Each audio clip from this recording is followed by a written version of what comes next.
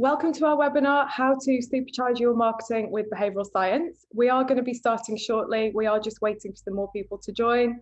I'm Tamsin. I'm Head of Marketing at the Behaviours Agency. We're a creative agency that uses behavioural science to make marketing more effective. I'm going to be handing you over to Steve Brunt, our Planning Director, who's going to be leading the session. I'll allow him to introduce himself to you, but he's got a really rich background in applying behavioural science in marketing, and he's led strategy for many accounts, including Unilever and BP. That's just to name a few. We will be doing a Q&A session later on, so please use the Q&A tab for questions. What I would ask is if you can please ask us questions as we go, rather than waiting until the end of the session. It just makes it easier for us to actually get through those questions and manage them. If you are listening to the webinar at any point and you're wondering how would our model work for you and for your business challenges, then do make sure that you ask a question, or if you prefer to, then drop us an email and we will follow up with you. So my email address is tamsin@behavioursAgency.com, and we'll show a slide later on where you can see that if you missed that. But yeah, so enjoy this session, and I will hand you over to Steve because it looks like we've had a few more people join now. Okay, thanks very much, Tamsin. I think we'll just hold on for a little bit longer just because the numbers aren't all the way just yet. I'll introduce myself to those that are here.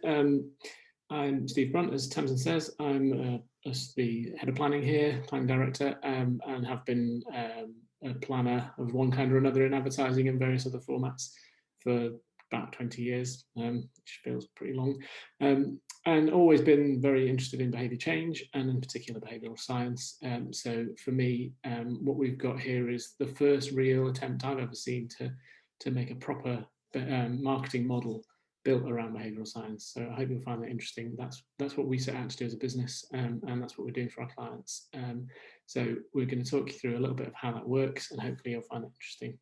As Tamsin says, my background, my long background seems to be longer than every time I talk about this. I used to work in not-for-profit, so I was doing behaviour change there, then government, so social marketing activities in government, then retail, then digital. So I've tried to do behavioural science-based marketing for most of that time, with, as Tamsin mentioned, clients from Unilever to the Co-op to BP to Nissan. So lots of different kinds of industries. Hopefully we've got quite a few represented here. I think we're looking at the names that come in and trying to remember who those people were from the list when we saw you apply. I think I definitely see some Co-op names in there. I can see a Chester Zoo name in there, and a few more besides. So hopefully we'll have a quite interesting panel of people listening. As Tamsin mentioned, if you've got any questions as you go along, there's a Q&A section. Please try and use that rather than chat, because then I won't be reading the chat. So the Q&As will be much more useful. And if we do have anything that you want to say, or anything that feels like it's something that applies to your own business, and you want to talk about whether we can make that work, reach out to Tamsin or drop that in the Q&As as well. Right, I think we probably ought to get going because it's getting on. I don't want to keep you guys longer than you want. So I will open up our presentation. Okay, so we are the Behaviours Agency. We are fundamentally a creative agency, but we're driven by the science of behavioural science, the depth and knowledge and insight that's been generated by best part of 50 years now of behavioural science research. So what we're here today to talk about is how we can supercharge marketing with behavioural science, particularly your marketing. So Q&A is very welcome because it will help us sort of focus on the right areas. But we are thinking particularly about the things that clients and marketers are talking to us about. So this is a particularly interesting time to be rethinking, disrupting your approach to marketing, given that 2020 and 2021 look like being two of the oddest years of marketing ever. And a key part of how anyone can respond to this kind of disruption is to take the opportunity to reevaluate what is and isn't working, and take the opportunity to try new things, or reevaluate the ways you go about the old things you do. So being ready for that volatility and that uncertainty of 2021, being able to scenario plan for what's coming and how behaviour is going to change over that time period is a really key part of how taking a behavioural science approach can help. Adapting to changing customer priorities, we've seen a huge shift obviously online, but we've also seen a shift in what the motivations for people's decisions have been in that time. So a real shift away from perhaps much more almost the selfish end of behaviour towards a more community-based spirit, more local, and also more risk-averse behaviour. So lots of that kind of thing is driving different customer behaviours. We've seen a real shift in the ability to use data. So obviously we've got tons of data and we've always struggled to make use of it. Google's making it even harder for people to use data as a targeting mechanic. So how do you make sense of data and then really make use of data is a key challenge we certainly heard from people. We know that, especially in the context of this digital transformation this year, moving online, being more reliant on online channels and digital channels means your brand has to evolve, and you have to consider how the brand is different in the flat world of digital, in the two-dimensional world where a lot of your sort of sensory brand cues don't work the same way, don't work as effectively. So how can people build a brand that works for them online and still builds heuristics that the consumer can respond to? And how can we improve value perception? How can we cut through in crowded markets? Those are kind of always on challenges for marketers. But also, how do you keep converting? How do you keep the momentum through that customer journey as people, especially again online, but in store as well? How do we make sure that people are motivated to keep moving through the journey, keep getting closer to you as a purchase? What do we need to change about underperforming assets or things that don't seem, strategies that don't seem to work as much as anymore? How can we let go of the old ways? So taking a fresh approach to how you market this is a key time to do it. It's a real great opportunity. And what we've got here is a model that helps you see how that might work for you and how you can change some of what you do. Our view is all marketing is fundamentally about influencing behaviour, and we're particularly interested in influencing buying behaviour, in influencing consumer behaviour. So what's interesting to us is, given that there is this 50-year history of scientific evidence of what actually works to affect behaviour, why is it so little marketing is based on that? There's a lot of behavioural science at work anecdotally. There's a lot of discussion of the interesting features of behavioural science, but never before has anyone really tried to lock it in and harness it into a model that actually helps you deliver your marketing work. And that's what we've set out to do. When we talk about behavioural science, we mean the whole suite of scientific observation and study of behaviour, but that really critically includes how our emotions, our environment and our social factors influence the decisions we make in the real world. So we're interested in real world effects here of behavioural science. We're interested in the ways in which your brain chemistry and the way the brain reacts to stimulus affects how you make decisions and how you ultimately purchase. And that's what we've delved into. So a lot of the pop science side of behavioural science has really sort of caught on in marketing fields. I'm sure many of you have read Thinking Fast and Slow and Nudge and Habit and lots more books besides that sort of play on the edges, play around the edges of behavioural science. What we've done is delve a little deeper and look into psychology, cognitive psychology, and other aspects of science that nudge up against what involves behaviour. And we've built a model out of that set of research evidence. You'll be familiar probably with a lot of these kind of terminology. So these are all examples of biases that have been observed, scientifically observed biases. We've got this is actually, we have a little playing card set, which Tamsin will plug later, no doubt, that you can buy from us. There's a lovely little set of thought starters around behavioural science, but all of these kind of behaviours actually fit into a pattern which we can show you, which is much more easy to get your head around than all of the hundreds of different biases that have been discovered by behavioural scientists. Okay, so what is this new marketing model that we're talking about? Fundamentally, what we've built is an approach, a method for working through marketing challenges. It takes what behavioural science has told us and applies it to those everyday challenges of marketing communications, from insight generation to strategy to brand building to creative concepts to creative executions and design challenges. So the full gamut of marketing challenges. We've built a model that works for that, and it's a structured method of finding that best opportunity to influence consumer behaviour in any situation. So what is actually the right strategy to tap into the right aspect of behavioural science to achieve the goal that you set out to achieve. And any of those challenges that we mentioned above, and any of the kind of standard everyday challenges of marketing, we can apply this model to. And it's basically built around three key ideas. The first is that marketing is about moving people from what they would be doing anyway, their default behaviour, to what we want them to do, which sounds kind of obvious, but actually at the heart of a lot of the challenge with marketing is that decades and decades of habit have been built up around the idea that marketing is the conveyance of information. It's trying to get across information to people. And often that's phrased as being a proposition or a set of key messages or a unique selling proposition or something like that. But actually the key is what is going to change the way that people behave in the way that you want it to. And that might not be anything about information. It might all be about choosing the moment, setting up the right context, framing the message in the right way, activating the right parts of the brain. It might be nothing to do with the message. The message could be completely empty. The second point is our brains don't work by processing data. So the more information you throw at people, actually the harder it is for them to make decisions. Our brains are actually comparison engines. They're not processing engines. They're really good at comparing and contrasting. So if you give people two things to look at, they can choose the best. If you give people a set of colours, they can extract meaning from those colours from past understanding. If you give people two things to look at, they'll make a decision really easily. If you give them one to look at, they'll go back to their existing memories and make decisions based on that. But all the time, what we're doing is we're comparing. We're not capable of making decisions in isolation, certainly not at speed. And our brains tend to prioritize speed. And the third point is that every behavior, every buying behavior, but actually every other kind of behavior, requires three things to be present. You have to have sufficient motivation, you've got to want to do it, you've got to have sufficient means, you've got to be able to do it, and there has to be some trigger. And if one of those three things is missing, the behavior won't happen. So there's lots of times when we might really want something, but it's not available to us. Obviously, the last year has been full of those kind of occasions.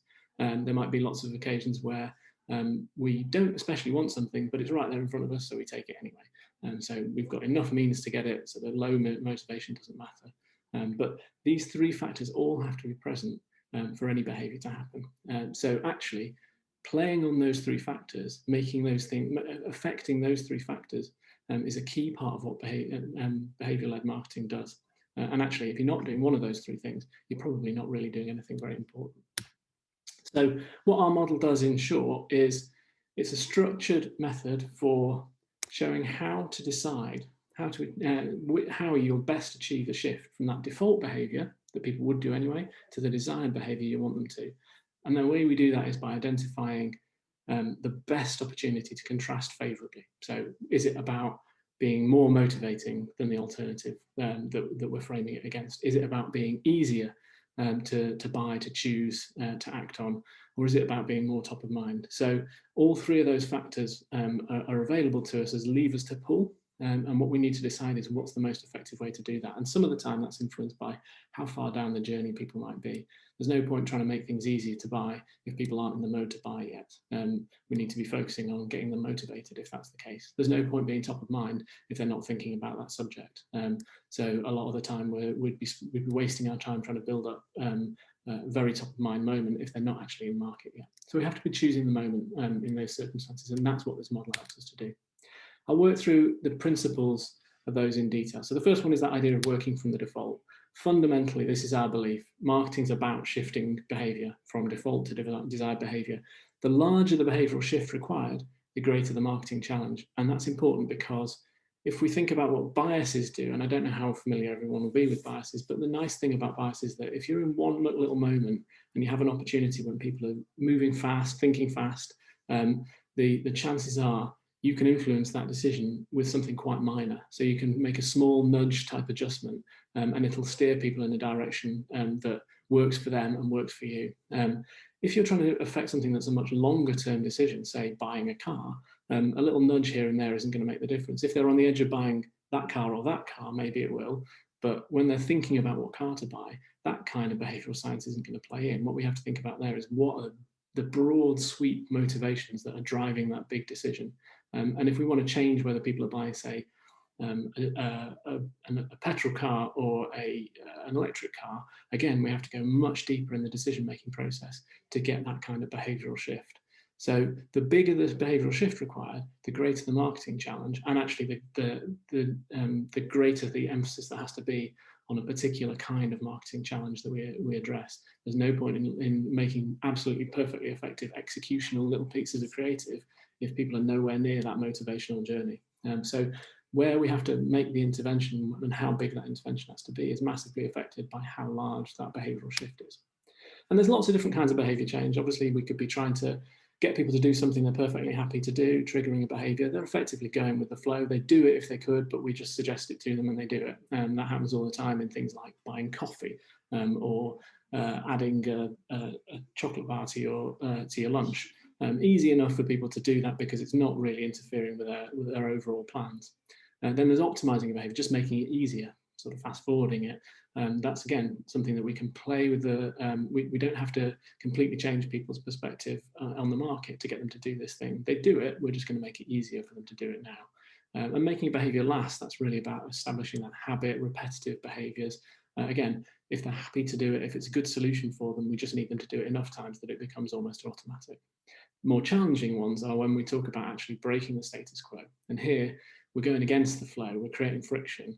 That's potentially more challenging. On the other hand, if it's something as simple as stopping a behavior once, getting people to shop differently once, that's perfectly plausible. You can do that with a decent sized intervention. Ending a behavior, much, much harder. Think about stopping smoking or thinking about that move completely online, much harder to achieve and something that requires a lot more effort and potentially a lot more grounding in their motivations. And replacing a behavior is an interesting example where perhaps we switch out how people do one thing and bring in another alternative. Again, that's a perfectly plausible thing to do, but it's a different kind of intervention to the ones that go with the flow. The model is designed to deliver against any of these kind of challenges, and obviously these could be marketing challenges in retail, or it could be challenges in the digital space, or indeed in more social terms. The second principle is comparing and contrasting. So this is that way in which our brains work. We don't think logically. We don't if unless our brains are really having to work hard. It takes a lot of brain power to kick logic in, and most of the time our brains don't have the time for that. So what we do instead is we think relatively. We don't have an objective way of judging anything. What we do is we compare it to a frame of reference. So when have I been in a situation like this before, and what did I do then? And this is all subconscious processes. How do I best respond to this situation? And what we do is our brains go back into memory, find a situation that matches enough of the kind of contextual cues that it seems like the right match, and returns that as the way to as the frame of reference to use. The problem with that is we jump to that first pattern match, and it's not necessarily the best one. It's more like Alexa than it is a Google search. You don't have a whole load of options to scroll through. You just get one answer, and that answer is the most readily available, the one that is most mentally or physically available to you. So that mental availability is really key, and I think Kahneman in Thinking Fast and Slow talks a lot about this kind of stuff, but there's other behavioural scientists that have demonstrated this too. Basically, what's happening is our brains are prioritising speed over accuracy, and there's good evolutionary reasons for that, because obviously if you have to make a quick decision is that a leopard or not, it's better to make the quick decision than to and ah about whether it's a leopard or not. So that's what our brains do. We jump to speed, we make quick decisions, we choose quick paths, and the consequence of that is that we don't make the best decisions, and when we come to that decision again next time, we'll make the same bad decision again, because we're just following the same pattern.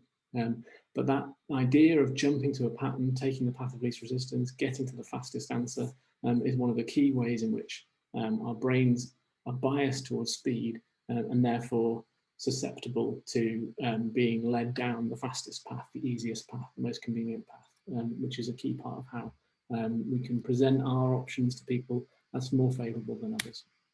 The second part of that is that our senses work on friction and flow.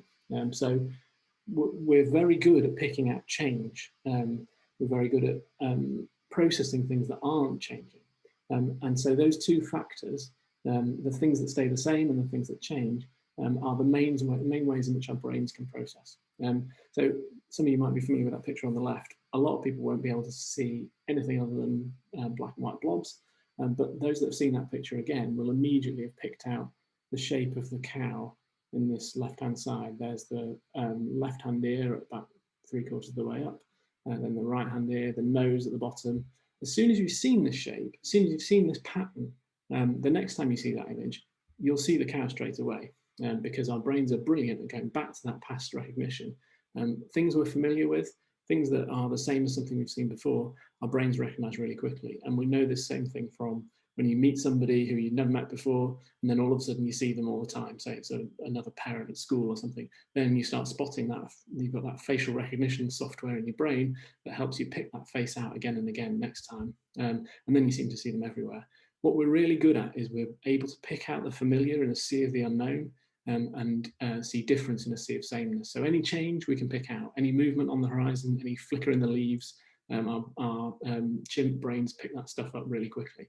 And we're also really good at that, picking out the familiar, which is one of the ways in which shopping works for us. When we're scanning an entire supermarket full of famous brands, we know what we're looking for. We can instantly pick out the right packaging on the shelves, and that's how we navigate in store, by the shapes and the familiar colours and logos that we're looking for, not by the signage that's supposed to be guiding us. We don't use any of that because it's too hard to process.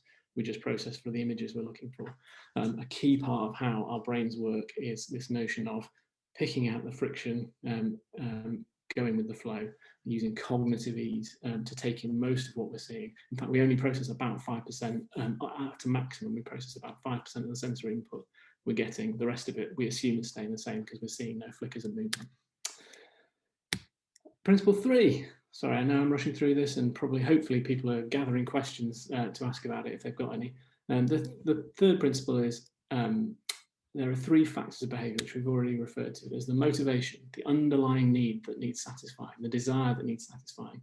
And these sit along an emotional spectrum from self-fulfillment, that idea of self-actualization in the Maslowian terminology, to status and control and belonging and security, lots of different aspects of emotion, the emotional drivers that make us want things.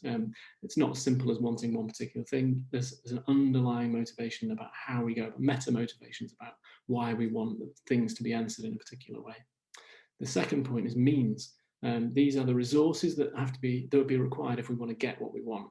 And that's not just money all the time, never just money. We've got co-op people on the line. We know convenience is a factor of time, thought and effort, not just money. And what people can spend is they can spend time if they want to in order to save money. Travel agent, everybody's elimination of the travel agent, so they can just sit on the internet trying to find the perfect holiday back in the days when we all used to take holidays, is a good example of people spending time and effort instead of money, trying to save themselves money in that way. Likewise, if you haven't got time, you're happy to spend money. And again, convenience is a key example of that. You'll also save yourself worry and risk if you want to by avoiding purchases that you don't entirely trust, and that might mean spending more money or more time to avoid that as well. Triggers are, there's always something that has to change for us to be passively not in a market for something, and that's where we spend most of our time in most fields, and then actively shopping for something, actively looking for something. That change occurs for a particular reason, and it might be a cue or a time or a place or something that changes, something that shifts in our brains to tell us now actually we want this, and managing those triggers is a key part of marketing.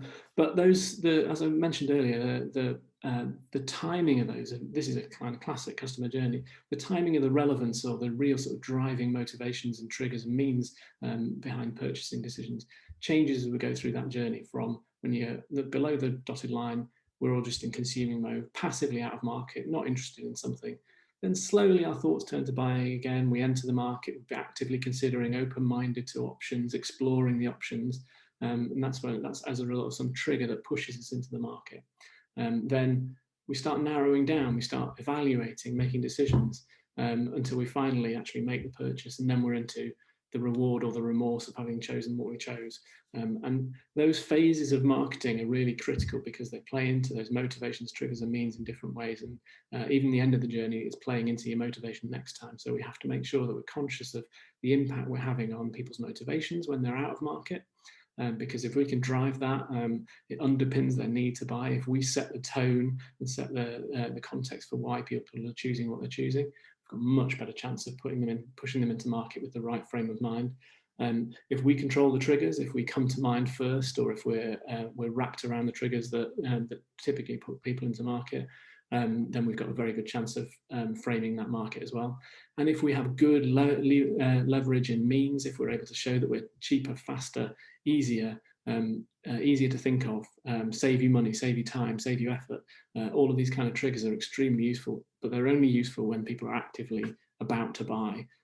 Before that, they're not relevant. It doesn't matter how much time how long your basket time is on the website. When nobody's doing any buying, it only matters at that critical moment when you're actually moving people quickly through that user journey. So those factors, motivation, trigger, and means, matter differently at different times in the journey, and we have to use marketing levers to influence those differently. The first factor, motivation, is the real driving force behind a lot of brand activity, brand positioning thinking. It's the way in which we can really take control of the emotional connection we have with people and the deep understanding of what we want people to take out of it. It's that underlying need that needs satisfying, which might be big or might be small, but without it, there is no behavior. And we can frame, this is very, very simplified, but you can frame motivations on this two-axis model. So it's either about minimizing negatives, avoiding fears, or it's about maximizing positives, taking opportunities, living hopes. And on the left to right axis, it's either more about you and the people close to you, or it's about that sort of generality of others. So it's you versus your own ideas, or it's you versus others. And you'll see how that plays out as factors. So if it's about minimizing fears and it's about yourself, then you're in that sort of security space, which can mean feeling the need to be in control, or it can mean feeling the need to buy from something really dependable or reliable, a supermarket that you know really well will have everything. In first lockdown, we saw a huge shift from supermarkets like Aldi, which are about more about kind of buying competitively, being savvy, being out in the market, but you know you're taking a bit of a risk on quality or a risk on availability, towards the likes of Tesco, where people could know for sure they might not get the best price, but they could rely on the range, and they could rely on the products being in stock. And so you saw that shift towards the security mentality for a lot of different categories in lockdown. But that's one aspect. Then the next aspect is fulfillment. That's still in that sort of it's about you, not about others, and it's about your values and your judgments of yourself. So this is where pleasure and self-improvement and personal development fall in, and a lot of marketing is really targeting a lot of this a lot of the time. So it's a key area for people. The third area is status. So status is comparing yourself to others, or comparing yourself to the market. So trying to find ways to be savvy. I mentioned Aldi before. Trying to get the best deal out of the market is a status-driven behaviour. Winning, looking good, being able to show off, showing off as sort of esteem products. So this is the space for products you expect other people to. So luxury products that you expect other people to be impressed by. That kind of thing. And then the fourth one is belonging. So this is you versus the group, you judged in the context of something bigger. This can be tribe, it can be community, it can be a sense of belonging within the set of people who buy this kind of product. Classic sort of Harley Davidson is a good example of belonging, but also Co-op obviously is a good example. So feeling like you're making a contribution to something bigger, which can be altruistic, or it can just be about identifying with a group of people and seeing that this product is for you. So those kind of broad categories really help, but actually there are simpler, more default zones in products where there's not a lot of involvement or engagement. The factors of convenience and familiarity play in big as well. So very simplified, but actually this really helps us to pull apart different markets and say where's the space within this market in terms of motivations. And we use motivations to build brand positionings and build propositions, because it helps us to see how we can appeal to the right emotions. Emotions really actually sit on the same framework, actually the same sort of basic framework, especially hopes and fears, towards and away from. It's the same set of factors that make the difference between surprise and fear. Surprise is hopeful, fear is obviously not. So these kind of things can really help you drive forward and think about the emotional connection you're trying to create. A good example of us doing this for a client, we have the trade side of Auto Trader as one of our clients, and we built a model that was about showing those retailers who actually are the ones who really pay for Auto Trader, how they were enabled by, empowered by Auto Trader. So really about showing them that with Auto Trader they have more power, they have more control, and that's a really critical competitive factor in retailing. So for those car retailers, there's a real sense here of what we really want to dig into is that you have a powerful ally that gives you something extra that you can't get from anyone else, and it's tapping into that sort of deeper motivation for power. A really good example of emotional engagement more generally, and that sense of tapping into self-fulfillment, is the old Centre Parks ad, the Dave Parsons ad. I don't know if people know it. If not, go and have a Google of it. It's a really nice, sweet ad that is all about the emotional connection. It's not selling the features of the Centre Park at all. It's selling the space in Dave's brain as he, as a father, reconnects with his family and actually takes a break from being the Dave Parsons he usually is. And it's just a really, really clear demonstration of how you can tap into those kind of emotional spaces with advertising.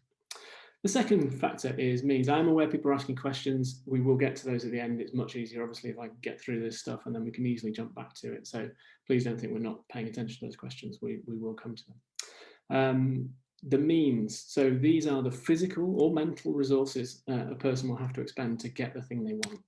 And what we've done with this is to break that into a simple 6-part metric model. Metric is money, effort, time, risk, individuality, and conscious thought. The left-hand side of that are all practical, and the right-hand side of it are all in your head, cognitive. So as I already mentioned, if we're short of time, we'll spend money. And if we don't want to take a risk, we'll spend more time thinking. And if we can see, if we turn up to a festival and there's 2 food vans and there's one with a big queue and one with no queue, it takes a lot for us to be the individual that goes out and is the only one to stand there at that empty van and not just join the queue that the rest are joining. So being the odd one out is that sense is spending resources. It's spending your own individuality in pursuit of something, and actually it's taking a kind of a risk. So those 6 factors can actually explain or categorize all those biases we talked about before. You can use this as a way of demonstrating that money, for instance, as soon as you put a number in people's head, it changes the values they put on things. People will always take the path of least resistance unless they're really, really triggered to think. People will always prioritize now over later or the past. So the more readily available a memory is, or the more immediate the reward is. Time is a huge factor. We're naturally risk averse and we stick with what we know. We have a natural herd impulse because we don't like to deviate from what everybody else is doing. So if we think other people are doing something, we're likely to follow them. And anytime we can save ourselves thought, we will do. As I forget which behavioural scientist it is, put it, our brains are like a rider and an elephant, and if the elephant wants to go one way, there's not a lot the rider can do about it. Fundamentally, we are on autopilot most of the time, and our decisions are made automatically. So the more we can play into that and be the easy option, the cognitively easy option for people, the more likely it is that we'll win. As I said, all of these kind of examples can be categorized. So some of these might be more familiar than others, but from left to right, we've got the money ones, the effort ones, the time ones, the risk ones, the individuality ones, the conscious thought ones. This model is extremely helpful for just explaining why our brains are biased towards particular signals. We pick up on money, effort, time, risk, individuality, and conscious thought because they're really powerful drivers for us, and they're really easy comparison points for us. Is it cheaper? Is it easier? Is it quicker? Is it less risky? Is everybody else doing it? And the null option of not even having to think about it, that is what drives our processes most of the time. That's what drives our elephant. If you kick the rider in, sometimes the rider might be able to override them, but a lot of the time, these are the things that our brain works with and makes decisions based on. So in the moment, these are hugely influential, and actually the great thing about our model is it shows you how to apply these in design terms, in copy terms, make use of this kind of these simple almost nudges and biases that people are naturally prone to bring an option forward, to make one thing more salient than another, to make a message easier to take in by using references that they'll be familiar with. So these are really key to actually winning the battle in the moment versus the larger sort of scale brand decisions you might make with motivation. One of the key examples of a brand that uses behavioural science really effectively is IKEA. So one of the key ones there is thinking about money. Because you've already committed to a big scale purchase of a sofa upstairs, by the time you get into that marketplace downstairs, some cushions at 15, 20 quid don't seem like a lot of money. You've got a number in mind. You've been anchored to a number of 300, 350 pounds for a sofa. So those smaller purchases are much, much easier to drop in that trolley as you go through. And by the time you've built up the momentum to get to the checkout, there's no way you're going to put them back. So you've actually got numerous kinds of biases at play there from IKEA, who are the masters of this stuff. And I could do a whole webinar just on why IKEA is a great example of behavioural science, which actually, Tamsin, have a think about that. Maybe we should do that. From our client list, as I said, we work with Auto Trader. This is an example of how they used to communicate price change to their retailers, just a letter. No motivation there at all, but also no means. So if anyone even wants to read that letter, it's a mystery, but certainly getting any information out of it or getting any sense of why they should behave the way we want them to from it is incredibly difficult. What we did was completely redesign it with all sorts of behavioural cues in mind. Actually, probably too many. We've got about 11 at play there. But actually, we've got a variety of ways of making it easier to consume the information, making the things that we want to be prominent, playing up the value that they get by making clear how they're actually extracting that value from what we give them. Anyway, all in all, a clearly superior communication, not only because it looks better, but because actually how people engage with it is to take the information out of it rather than just look at it resentfully and think, God, they're putting the prices up again. In fact, this is a really good example of how behavioural science can help, precisely because it's not only did they get many less people dropping out than they would normally get as a result of hiking the prices, they actually got compliments. They got feedback, positive feedback on the communication, which, considering it's telling them the prices are going up, is a pretty phenomenal achievement. As I say, there's lots of different examples built into that, which, again, if we had time to talk through, would be quite interesting. So then the third factor is those triggers. Now, triggers are familiar to us all, but hard to define. But the ways in which brands can build into triggers is we can proactively try and create triggers. So the classic one is that old golf sale ad. The guy stood on the street, pointing golf sale. Like, that is really trying hard to create the trigger to go to market for people. I can't believe it works, but you never know. Much more effective is the likes of IKEA, who send people a catalogue in the post, and that gives you a reason to engage with the market, which you wouldn't normally have had. Again, a really good example of IKEA being disruptive, because when they started, everything was driven by it being the bank holiday. The trigger was the bank holiday. It's bank holiday, so everybody goes furniture shopping, and everybody puts ads out for furniture shopping and has sales for furniture shopping. The whole thing, the whole triggered world is built around that timing trigger. IKEA just moved it forward and said, no, we're just going to send out a seasonal catalogue, and that's the reason for people to engage with the market. And that's a really key way of taking ownership of triggers and being the ones that prompt people to actually start considering purchase. On the other hand, if people are already doing it anyway, if they're already on the journey, they're already thinking about something like a hotel, you really want to be the one that comes up first. And that's obviously a hugely competitive space. How do you win and be salient and be prominent at that key moment of need, and have the best chance of winning? And obviously, a lot of the time, that's about bidding highest for PPC type terminology. But the same thing exists in every other market. It's just not quite as visible. The third part of it is the one that's much more worthwhile, much more strategic, which is to build around your understanding of what triggers people into markets, so that you come to mind naturally because you've built around the things that people think of when they think of the market. So the classic example there, obviously, is the meerkat, who managed to take the advantage of the fact that the market itself the insurance market is so boring that if you actually introduce something that's a nice little mnemonic device, there's a good chance of winning. Of course, all the other insurance companies have already done it, but no one had done it in comparison until then. So that's why that works so well. But colours, sounds, symbols, phrases, these are classic tools of marketing, but actually they're all about building the heuristics that mean that you come to mind first when you go to market. Some great examples of that out there. So Gordon's Yay Delay campaign, or the whole kind of Shall We campaign from Gordon's, is a really great example of trying to own a moment where you kind of think, this is a good moment for a drink. It's a good moment for Gordon's. They used the Yay Delay campaign. If you haven't seen it, again, it's a good one to look up. That was where they had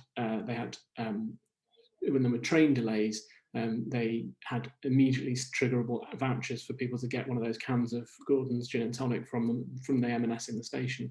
So they created a space for their brand and took ownership of that specific time as a trigger to choose them. It's a really lovely campaign. Domino's obviously tried to build around the whole idea of nights in, the whole idea of reasons to get a takeaway, and be the official food of every single kind of takeaway occasion, which is a really great example of trying to wrap around those triggers. Classic Diet Coke break, or Thank Crunch It's Friday, or all the sorts of ways people have tried to take a time of day and own it.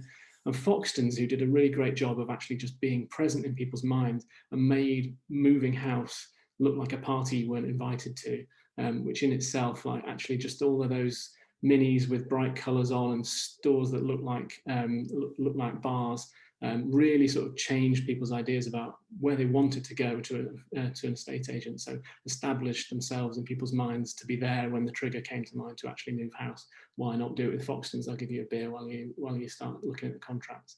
So really good examples of brands that have done that. From our world, just like IKEA, we do this for housing units. We've built the idea of sales away from being just sales. They're actually trends, and there are opportunities for us to build a kind of magazine style content around that to show people how they can tap into the current trends. It's a simple, cyclical, periodic approach to getting that content to people, but again, it just gives people a reason to engage with that material that isn't actually just about it being on sale. It's about it being timely in their lives. Also done lots of work. We did these posters for first lockdown for stores to take ownership of. Just any independent store could use them, and this was really playing on trying to build those habits for people, trying to build the opportunity to influence using all sorts of cues and triggers that you'd expect. So using the colour and symbolisms of yellow and black, and using simple biases like the von Restorff effect, the bizarreness effect, where actually the more bizarre something is, the more memorable it is, the more meaningful it is for people, and more likely to be retained. So we use that idea of the cow to bring to life the idea of 2 meters, so people could, because it's actually quite hard to understand what 2 meters is, as anyone who's tried to maintain social distance over the course of the last year will know from the people who just creep closer and closer and don't seem to have any notion of what 2 meters is.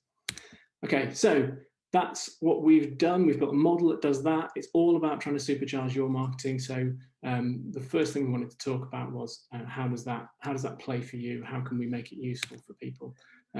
As we've said, it works from everything from that kind of insight position, research methods. Research is incredibly prone to behavioural science fallacies. It's incredibly prone to misunderstanding what people are telling you, and actually what the overlap between what people say they want to do and what they'll actually do is only about 20%. It's basically a dice throw. You're as good a guesser of what someone's going to do as they are. So research evidence is really hard to read without a good behavioural science filter on it to make sure that you're not taking out the wrong conclusions from it. Clearly, we can build strategies that work with that model, as well as brands, as well as campaigns. And the place where it's most easily and clearly seen is in those kind of behaviour-led designs, copies, formats, where you can apply just one of those biases to any of those occasions, and you'll immediately start to see the ways those emails are more effective, that pause is more effective, all of those kinds of little cues that we can put in place that just edge up the advantage by taking advantage of how people will actually encounter that message. So that's about all I've got to say. I don't know, it'd be interesting to know if people are experiencing these challenges or if they've got their own. So I'm hoping some of those questions will come back to that. And Tamsin, you're back. Hello, I'm back. That was brilliant. Thank you, Steve. I really enjoyed that. Hope everyone else did. We do have some questions that have come in. So let me just get those up now. One really interesting question we've got is, how do you decide which lever to pull, whether to make it easier, more top of mind, or more motivating? Sure. Well, so one of the ways is to consider, as I said before, the extent to which the behaviour is a big change or a little change or a long-term change or a short-term change. So if and when it's happening in the buyer journey, really, when we'll need to influence people, that makes a big difference as to which one we'll choose. There's not actually any point in being more motivating when someone's right there at the checkout, because they're pretty much committed to the purchase already. They don't need more motivation. What they need is to make it as easy as possible. So being the easy choice is much more important the closer you get to the actual purchase. Because you're removing barriers that people will be experiencing to actually making that decision. And we all know the more clicks you put in, the more hoops they have to jump through, the more likely it is they'll just go, oh, I can't be bothered, never mind, do it another time, buy it somewhere else. And digitally, of course, it's really easy to get trapped in that world of being, it's just as easy to buy from this really high-class website as this other website that looks pretty much just as good, but is actually minuscule in comparison. So being easy is really important then. Being motivating is much more important at that early stage before people actually market it. It's much more important you build up the sense of why ethically and from a belonging point of view you might want to buy an electric car, so that those barriers get crashed down because the motivation is just so high by the time you actually get to the decision to buy, and you've got all of the difficulties of, oh my God, I'll have to have a plug installed and blah, blah, blah. So that's really mostly what makes the decision. But it comes down to, again, it comes down to that fundamental of what's the gap in behavior, how big is it, and therefore how big is the intervention we need to put in place. All right, lovely. Another question. Thank you very much for asking this. Someone said that it feels like a definition of brand and communication planning and not necessarily marketing. Do you agree?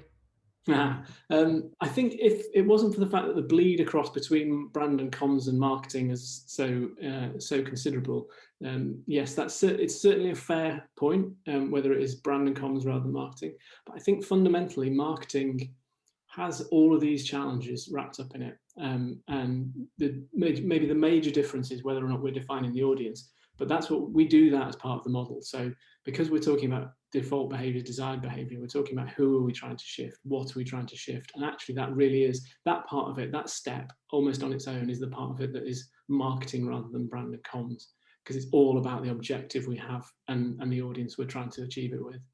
So in that sense, I'd say I personally think it's about marketing in a broader sense, not just about brand and comms.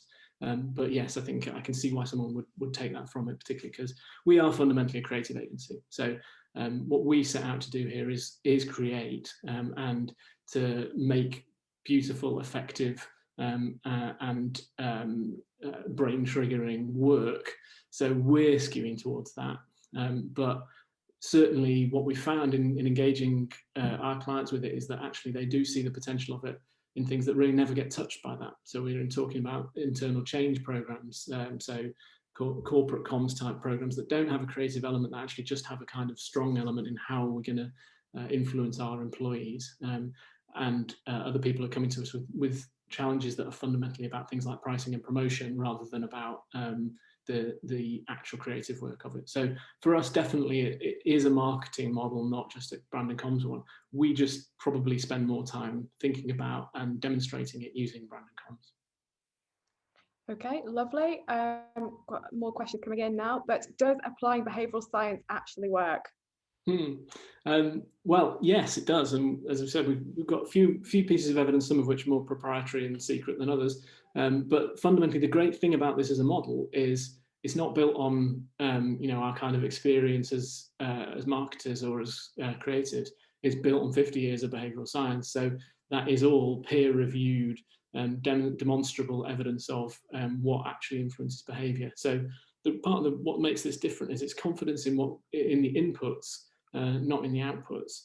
It's about the belief in the effectiveness of the technique, not just relying on good creative for it. Because a lot of the time, what most agencies obviously have to fall back on is they've got some evidence of something that went well once, but actually that doesn't mean that the next thing they do is going to go well because it's founded on something fairly shifting sands. Whereas what we've got is something that's built out of a framework of evidence that is really very well demonstrated in terms of what it does to people when they encounter it. So yes, we're very confident that behavioural science works, and applying it in creative, there's plenty enough evidence of that out there alongside our own experience of it. Yeah. Okay, got another question. Just to let everyone know, if you have got any more questions, then please do put them in the Q&A. But we've had another one come through. Do you approach B2C and B2B differently? Well, we plug the challenge into the model the same way. Ultimately, obviously, B2B and B2C are slightly different, but there's nothing more emotional than B2B. Nothing fundamentally different. Actually, people's motivations are still key, and part of the difference, I suppose, is so that stage in the journey where you go from exploratory to evaluative, and back again and then back and forth and across that sort of, that is slightly different, arguably in B2B, and slightly more structured kind of user journey sometimes kicks in, but the fundamentals of it aren't different. We still want to set the frame. This is actually something I worked at in B2B in my last job as a planning director of Gyro, and used exactly this kind of thought process, because actually we still want to build up that frame, be the point of frame of reference if you can own the frame of reference in B2B. So what is this software thing you're trying to buy going to do for you? If you can own that frame of reference, then you're going to own the decision making. So that's all about motivation, and being easier is still key. It's all the ways in which we do it. Some of the tools at the end of it are different. Some of the ways in which you'd apply it in media are different, but the fundamentals of the model don't change from B2B and B2C, because it's still about what are we trying to achieve in terms of behavioural shift, and what are the right levers to pull for that. Okay, lovely. Oh, I thought we were just seem to have had another question through there. So if a customer makes a purchase through ordering free samples from multiple companies, how can you stand out from the competition when the customer has lots of choice in front of them? Physically in front of them, because they've ordered lots of samples. That's, I mean, one of the obvious examples there is how that's a really great opportunity to play on the knowledge of what tangibility does for people. So the packaging, the messaging you put inside that packaging or alongside that packaging, the way in which it's framed in terms of a purchase, and the way that you try and control the comparison they make between you and the competitors are all massive features. But obviously by that point, what you really want to have done is to have won the battle about them ordering several samples from you rather than samples from lots of different places. So you can always go a little further up the journey, but there's plenty, like at the moment where you are in the position to land samples in people's hands, is a moment to try and build around and think about the reward. So it's almost that tip below the line again of back into consumption mode. How do we make it a really rewarding experience to have chosen our sample, to have received our sample? A huge amount of benefit goes into thinking about what they're going to, the moment they're going to open that and how they're going to experience it. And it's actually a really lovely design moment, and one that that our creators would really love to get their hands on, because it's all about creating the emotion in that moment so that the motivation exists to go forward and get another of those and another of those hits of endorphins at that moment.